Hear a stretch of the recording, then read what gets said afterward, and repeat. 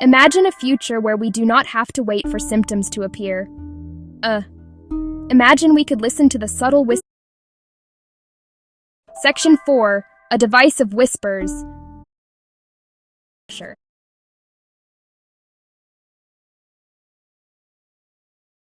States. It delves into a world governed by probabilities and information. One of the key concepts it would measure is something called quantum entropy.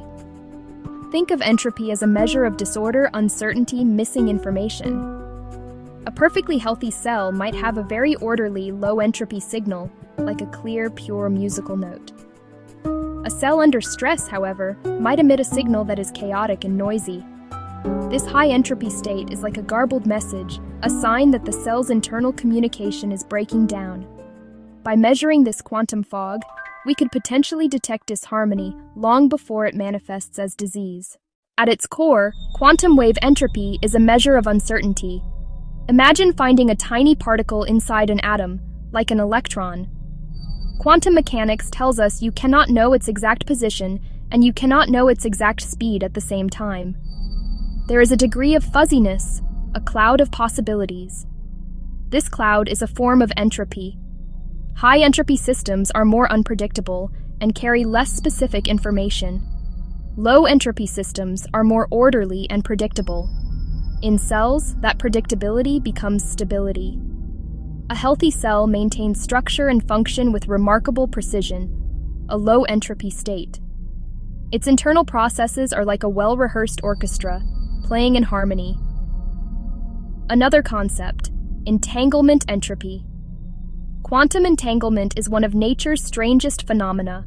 Two particles can become linked, sharing a single existence across distance. Measure one, and you instantly know the other. Entanglement entropy measures shared information in a linked system. In the body, molecules, cells, tissues can be seen as entangled systems. A healthy organ works because millions of cells are deeply interconnected, sharing information and coordinating actions. Measuring that shared information could reveal whole system health.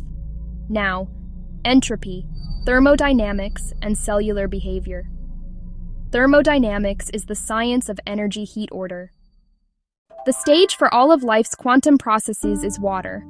Our bodies are mostly water, but it is not just a passive solvent. Emerging theories suggest the water inside and around our cells is highly structured. It forms liquid crystalline lattices that can hold and transmit information. Think of the surface of a pond, you know?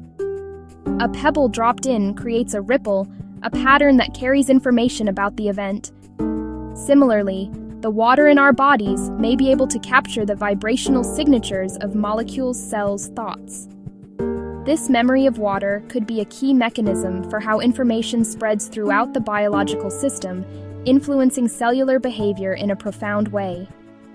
Within this aqueous environment, cells' tissues can sustain specific patterns of vibration known as standing waves.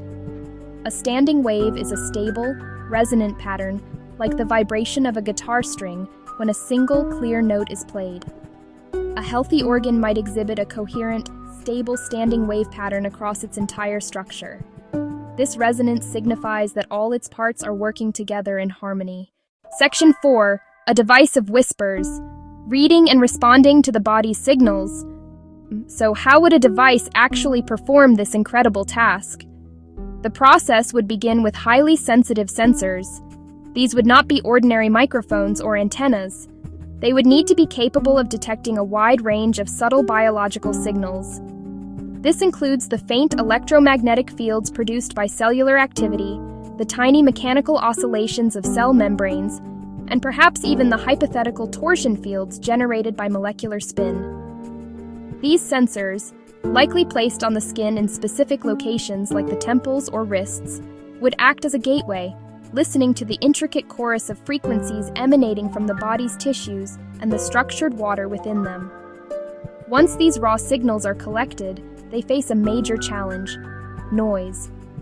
The body is an electrically and mechanically noisy environment, and it is bathed in external signals from our technological world. To find the meaningful biological information, the device would need a sophisticated filter.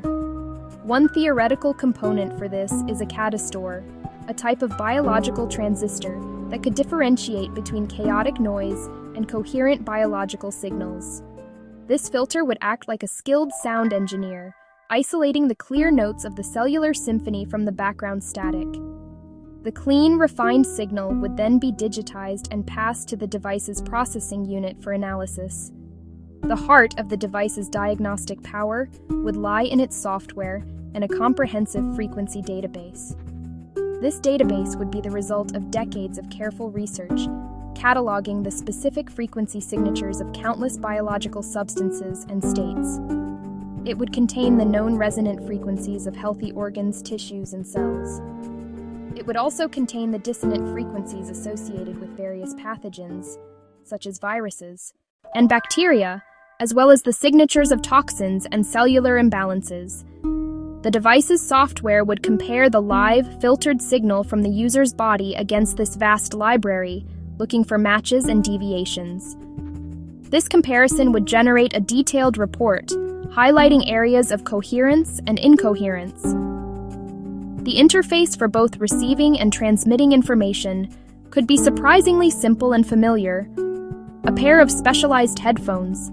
The sensors could be integrated into the ear cups, using the temporal bone as a conduit to receive signals from the body. For therapy, these same headphones could transmit signals back.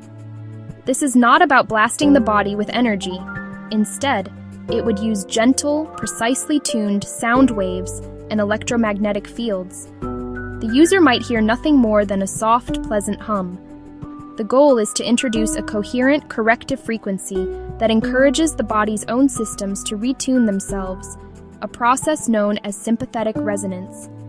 After identifying a dissonant frequency, such as one associated with a specific pathogen or a cellular imbalance, the device could employ a simple yet powerful therapeutic principle: inverted frequency therapy.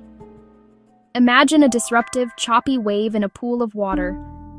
Generate a wave that is its exact mirror image. The two would meet and cancel each other out, leaving the water calm. The device could generate an inverted waveform of the unhealthy frequency it detects, transmitted back to the body through the headphones. This corrective signal would aim to neutralize the dissonant vibration, reducing its influence, allowing the cell's natural, healthy resonance to re-emerge.